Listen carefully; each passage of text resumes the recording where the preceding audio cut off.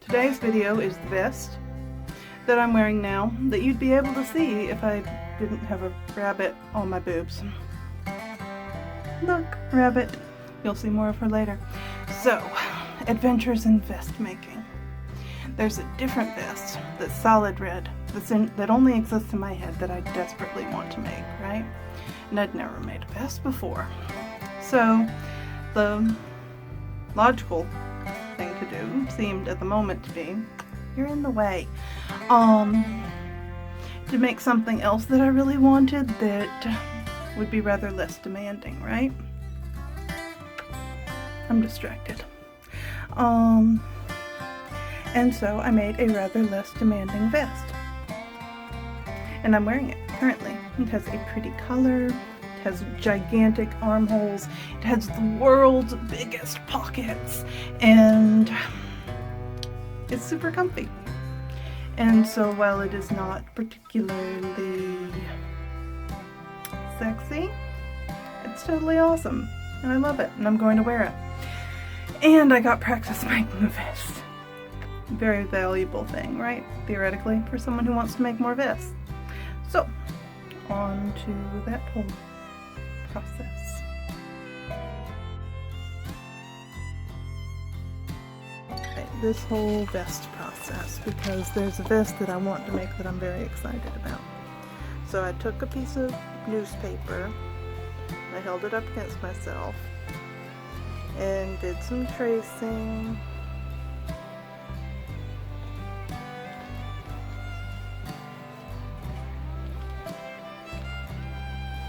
And wound up with a shape like this. And I cut out two. One for the left side, one for the right side, yes?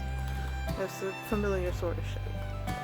And then I cut out a rectangle that I was comfortable with, like shoulder blade to shoulder blade on the back, and then a bigger rectangle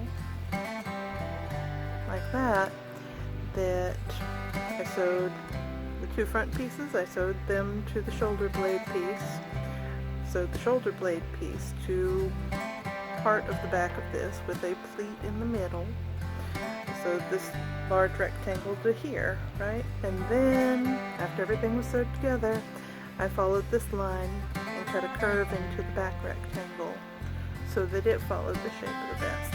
And then I had two respectable armholes, right? And at this point I try it on and it's plenty big enough and I like where it's going, right? And so I decided it's time to play with pockets. And because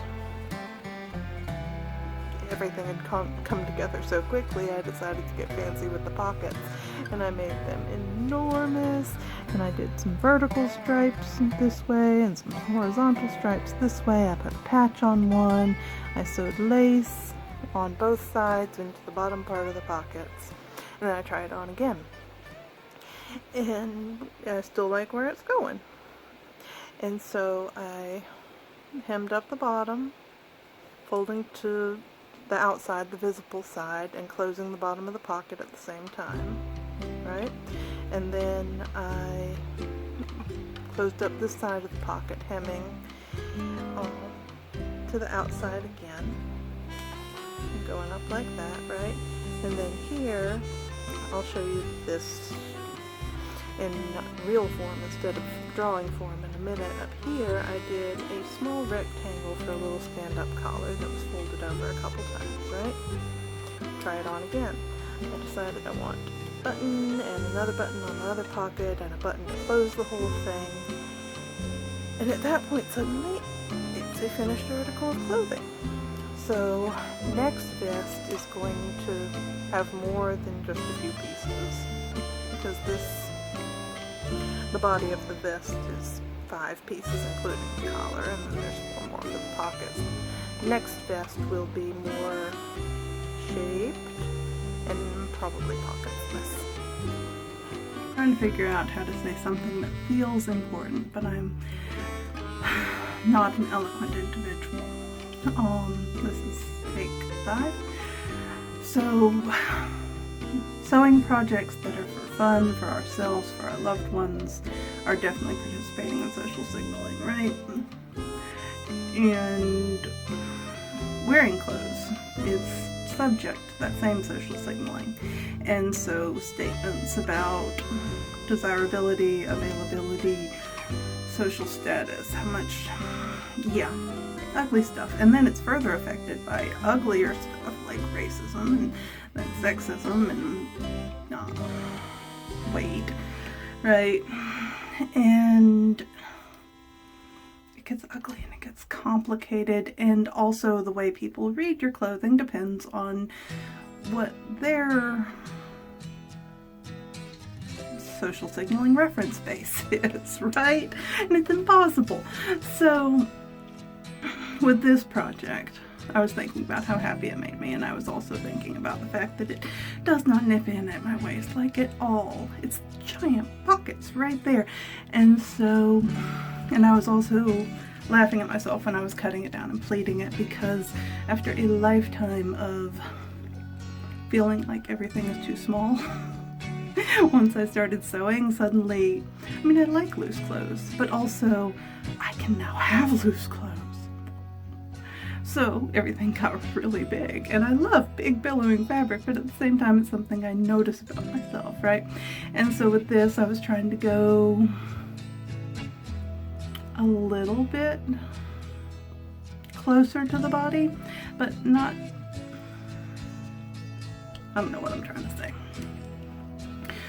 But as a thought experiment, if you could pick an outfit to make yourself happy, if you could step outside of whether or not something's appropriate, whether or not something's flattering, whether or not all of the voices in your head that you were raised with, what would be your criteria? Like, just in the comments, I'd love to know. And what would be your criteria, and what would you wear?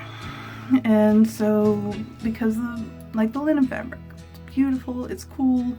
I'm probably visibly sweating, but that's the humidity, it's not the fabric. And also the trying to come up with the right words and failing aspect of all this. But if you're putting together something solely based on your own, not comfort, because it's not, sometimes it's not about that. Because we've got that picture in our heads too, the yoga pants or the sweatpants, or, right? The baggy that is comfortable, but maybe it's not. Like, for you, like, corsets can be comfortable. All kinds of things can be comfortable, and then you go out in public and things get self-conscious because of the voices in your head. I'm talking too much. This is like 3.5 minutes. I'm gonna shut up now. I sincerely hope that this particular take is coherent enough to work, though. So I love you guys. Thank you for listening.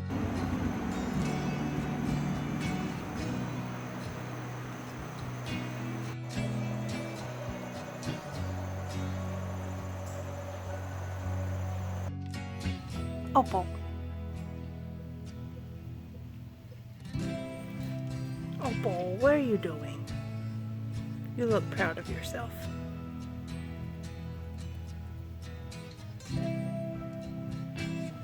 Oh, do not eat my fabric, you horrible beastie.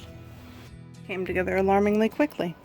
So the two front pieces, I took a sheet of newspaper, here we go, and I held it up to myself and I said, okay, I want the shoulder bit about that wide, I want this to come down to about here. Turns out I was wrong and I wound up like curving that. And I want the armhole to be freaking gigantic, so even my baggiest sleeves will not be hindered by it, right? And then I said, and then I want it to be longer, because a sheet of newspaper is finite. And it is in fact longer, because a lifetime of trying on clothes and finding them too small means that when I make clothes, I make them sizable. So, the back piece, see, I just took another sheet of newspaper and folded it until I was comfortable with the way it felt on my back. And now a back piece exists. And then after the front pieces were sewn to the back piece, I cut this curve, which is more symmetrical than it looks in this view. And then the enormous rectangle of the back got pleated, And then once the fronts and backs were sewn together, I cut a matching arm side. So now we have a very roomy, comfy thing, and this much fabric remaining, which is surprising because it didn't start with that much. And it is more than enough for generous pockets. Enormous pockets. I don't know if I want them to be horizontally striped pockets or vertically striped pockets. I am waffling on this. But the point, officially, of this vest, I mean, is to add another layer, because in movies I always crush on the characters wearing too many layers. But, officially, it is, if your dress does not have pockets or has insufficient pockets, or your outfit does not, you throw on this enormous harvesting, foraging, book-toting vest with enormous pockets, and I don't know, it doesn't pull you sideways like a purse does. So I'm gonna hem this either by double folding it that way or by double folding it the other way. I think this way, and I'll just hide the edge of the pocket under it. And then up here, where it would be a pain in the butt to do that, I think I'll put a little tiny little stand-up collar.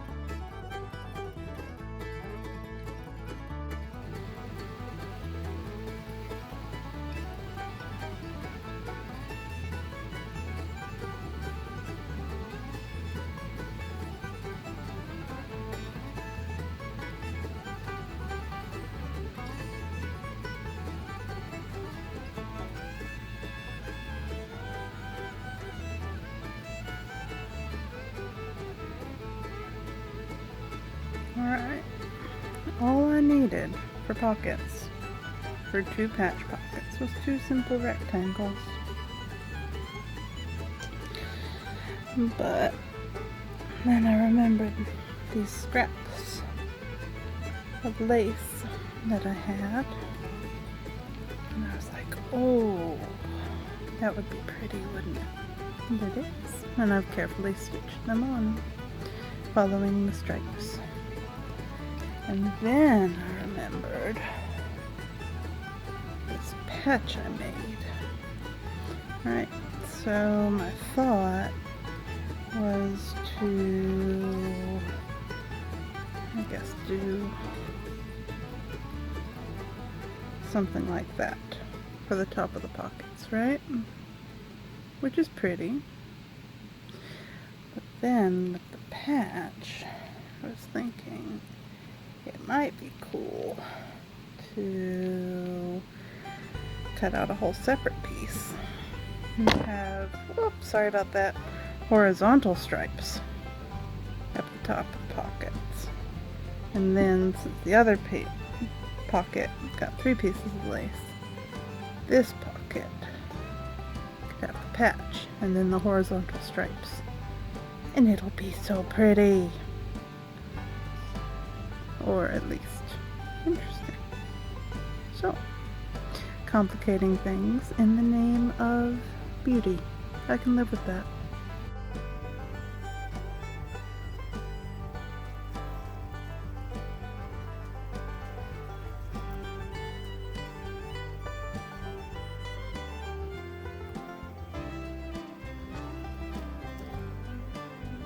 I very much like the frayed edges, that beautiful red that got muted with the weaving.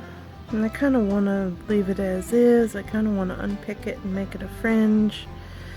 But everything I've ever owned with a fringe got disastrously muddled at the first sign of actual use.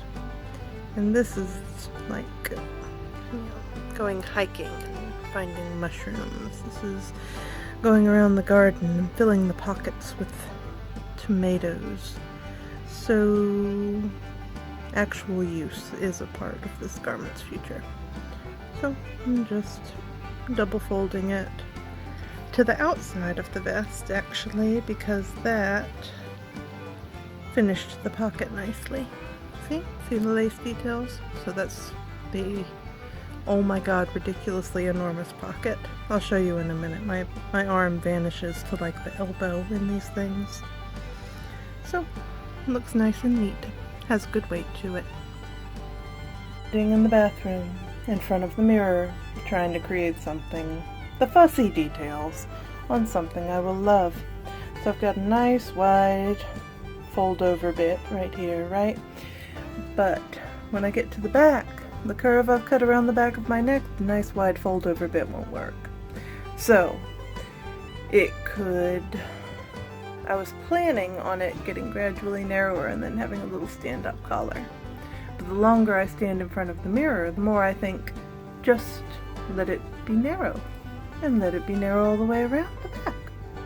And then the other possibility is to have it stay the full width and then cut it off and then have a collar that folds all the way over.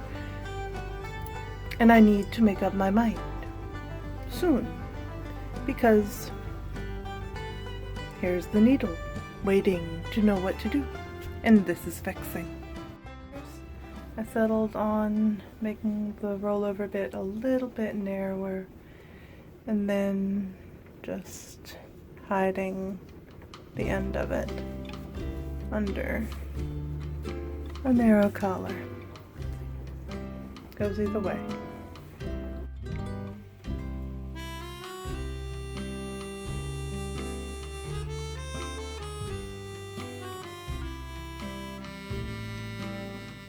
Buttonholes in the wild. I decided that I needed to be able to close the pockets and the front of the vest if I wanted to. So, lace detail, pocket, button, patch. Lots of beautiful textures going on. I've never made a vertical buttonhole before, but I felt like big buttons were important visually. And if I'd made a horizontal one, it would have cut right into the pocket itself, and we can't have that. But these are horizontal.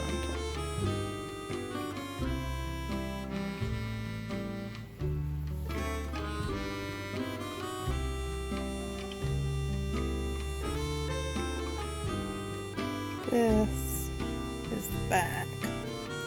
See this part? And when I tried it on, this pleat in the center back spread out too quickly. This wasn't holding it in place well enough, and so I did this very lightly and unimaginatively embroidered square to hold the pleat in a little further down, and it looks very nice now. Also decided to, here we go, put a little pleat, oh, there we go, under each arm too, before just wrapping the edge over. That way it holds everything in a little better.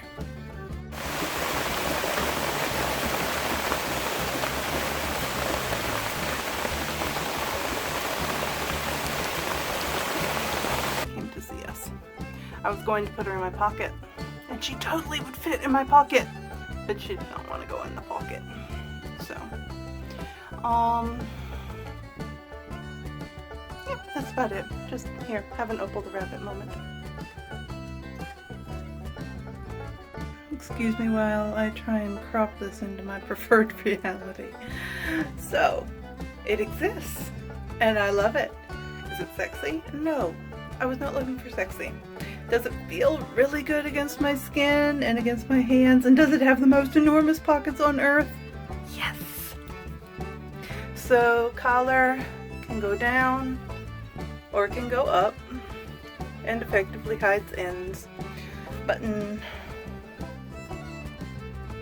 actually works. Ta-da! Purple pants. Remember purple pants? Simply enormous. Look. Oh my god. And, you know, same for the other side, but that's holding my phone. Hold on a second. Let me put something else under it. Of course, the rain went from intermittent to constant the moment I needed to go outside and film things. Look at my silly little vest. Oh my god, I love it. Look at the patch. There's the lace. There's the more lace. There's the shirt that breathes really, really well and doesn't let any sun in. Let's see if I can figure out how to... Do you see? There we go. Do you see the back? Where I embroidered that bit? Might be about it. Lied, it was not it. Are the pockets supposed to be the same? Yes. Are they anywhere near the same? No. Do I love it anyway? Yes.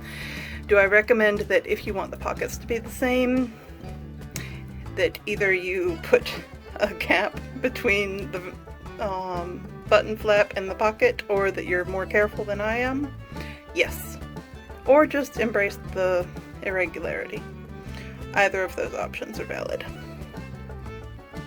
Look at the lace.